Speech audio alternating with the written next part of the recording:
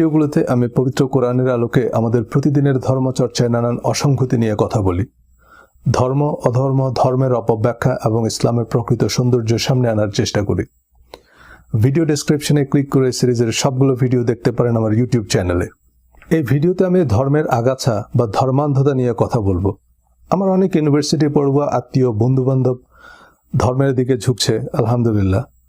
কিন্তু এদের মধ্যে অনেকেই অরিজিনাল উৎস থেকে ধর্মকে না জানার কারণে বা প্রকৃত সত্য যাচাই করতে না পারার কারণে বা তার প্রয়োজন বুঝতে না পারার কারণে বিশেষ ধর্মীয় গোষ্ঠীর অন্ধ অনুসরণ করে।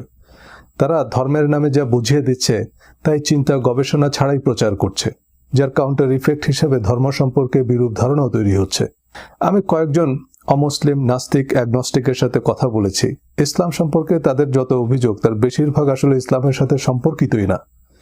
কিন্তু অনেক ধর্ম প্রচারক এসবের পক্ষে অদ্ভুত হাস্যকর যুক্তি দিচ্ছেন, অথচ এমন বেশিরভাগ প্রশ্নের সহজ উত্তর হচ্ছে এসব ধর্মের অংশ নয়।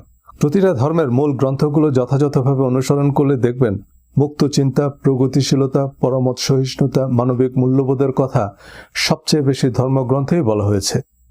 কিন্তু যারা ধর্মের দোকান খুলে বসেছেন তারা আপনাকে ধর্মের প্রকৃত সত্য জানতে দিবে না, আপনাকে চিন্তা গবেষণা করতে দিবে না। অথচ স্বয়ং আল্লাহ বলছেন, ইন্না শাররা দাওয়াব ইনদাল্লাহি সুম্মাল বুকমুল লাযিনা লা